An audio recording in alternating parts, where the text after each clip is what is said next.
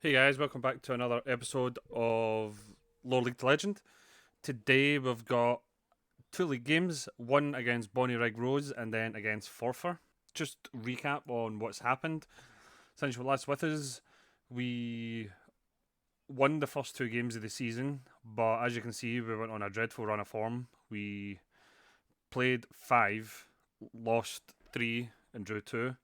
So I was panicking at this after this Elgin game, but we've managed to win the last two games, and this is how the league is looking. We surprisingly are joint top with Forfar ahead on goal difference, and Annan also on 14 points. They're below us in goal difference. We also get knocked out the Premier Sports Cup and the Trust Trophy second round, which is pretty disappointing. But we play Forfar in this episode, so hopefully we can get revenge on that. Transfer wise, we obviously knew Rami Giever was going. I cannot remember where we were. Gavin Watt, I think you might have seen. So Florent Hotte, we signed on a free transfer.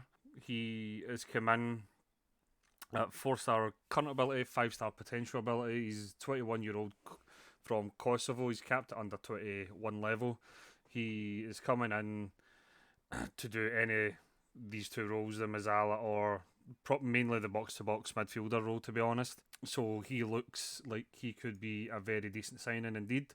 Then Aaron Splain, we brought in. He's a 25-year-old Scotsman, 3.5-star potential, current ability, 4-star potential. He is coming in to do both roles. He's probably come in as backup. He can play Mazzala and box to box. Again, on a free. All of them come in on a free, to be honest. Next is Sam Lovey.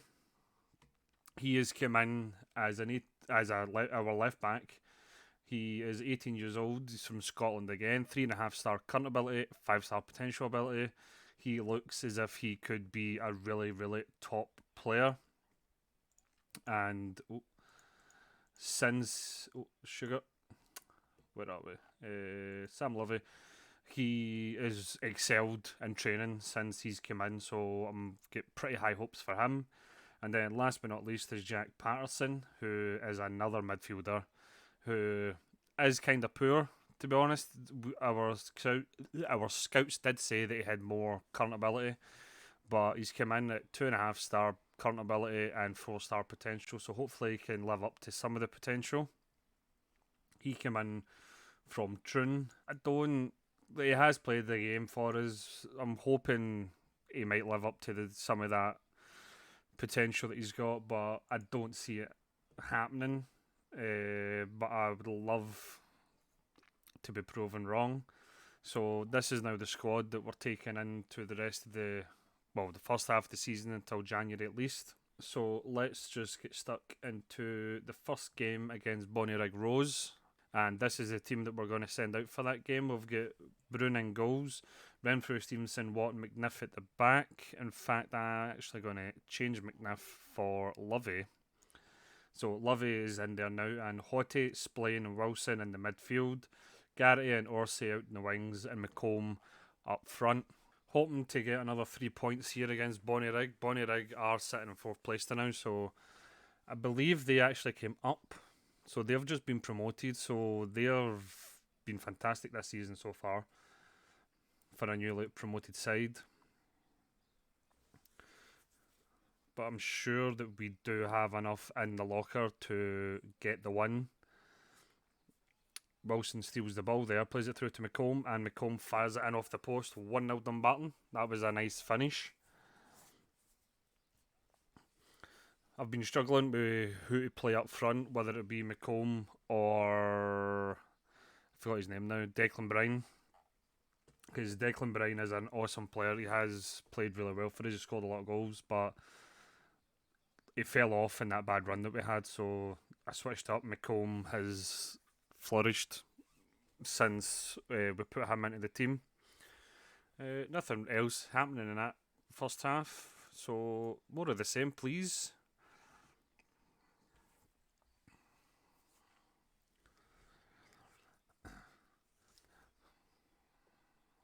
hopefully we'll be able to get a couple of highlights in this half at least. So I think Orsay can come off for. We don't actually have another right winger on the bench, so I think I'll put McComb out there, and then we'll put Bryan up front. Then Splain isn't playing his best. We'll bring on Carswell, and we'll put Hottie into box-to-box midfielder role.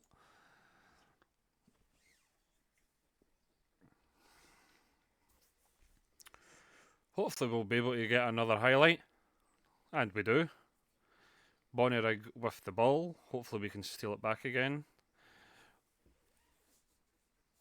That was poor defending there, and that was an even worse shot. So we'll switch Stevenson out for Buchanan.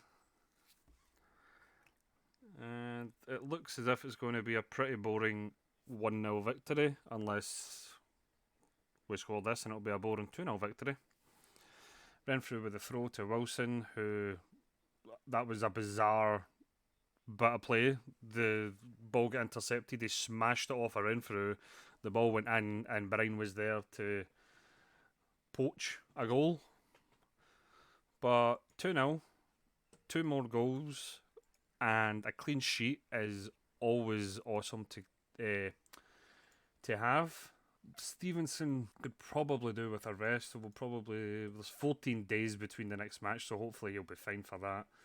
So we'll just jump forward 2 weeks, and then we'll take on Forfar. Right, so this is the team we're going to send out against Forfar. Bruin in goals, Renfrew, Stevenson, Lovey at the back, Carswell, Hottie, Wilson in the midfield, Garrity and Orsay out in the wings, and McComb up front. This is going to be a bit of a tougher game because we obviously got beat off of Forfar the last time we played. Can't remember if it was home or away, but we are away today, so I'm expecting a tough game. And they're in behind us, and Bruin with a good save there. Orsay now up towards McComb, but he couldn't get it. That was unlucky. Forfar are one of the teams that are in this top 4 the now.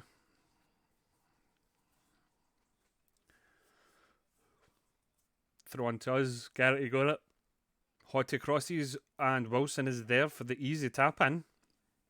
The ball went over Orsay, and Wilson was there just to tap that in. That was a pretty cheap goal to give away, but we will take it.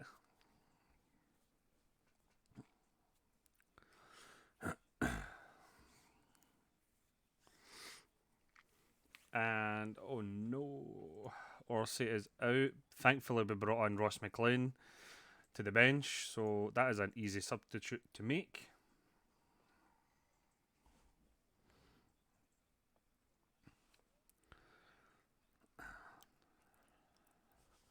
It's good to see that Albion Rovers are winning. And we are also winning at half time. I would really like us to get more assertive in front of goals. I've got 10 shots and only 2 of them have been on target, so I really feel that we need to get that out and out goal scorer. Pardon me. Wilson now tries to play in Garrity, but that was a poor pass. Forfar now on the attack, but we intercept that pass. McComb now, can he find a player? He finds the wrong type of player. Passes it straight to a Forfar player. But this is what they done. They passed it around at their back, they've lumped it forward, and that's what they done 3 times against us the last time, and they're doing it again. We might need to put our defence further back because we're getting beat like that far too often. Garrity's not playing very well. We'll bring on Greg Wild.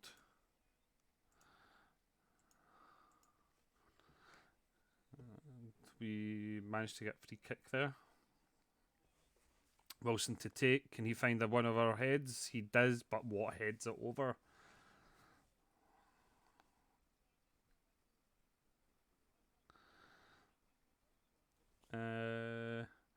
What now? To Lovey. To Hottie. Up to Brian, but couldn't get it to him. Hottie now again. Plays it forward to McLean, but he just couldn't get it. But Wild's in, and Wild heads it over. That was unlucky.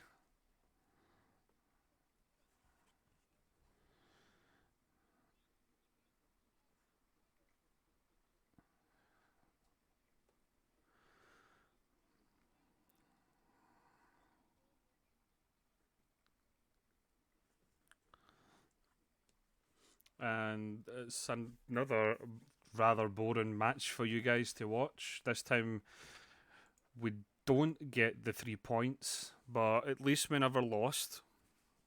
So we're still sitting top, only by a point. But at the end of the day, a point is a point, and we will take it.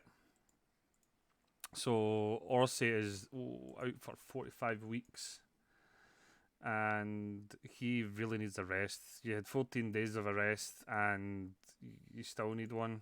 Like, seriously. 6 in a row we've went unbeaten, which is decent. We'll probably just leave this here.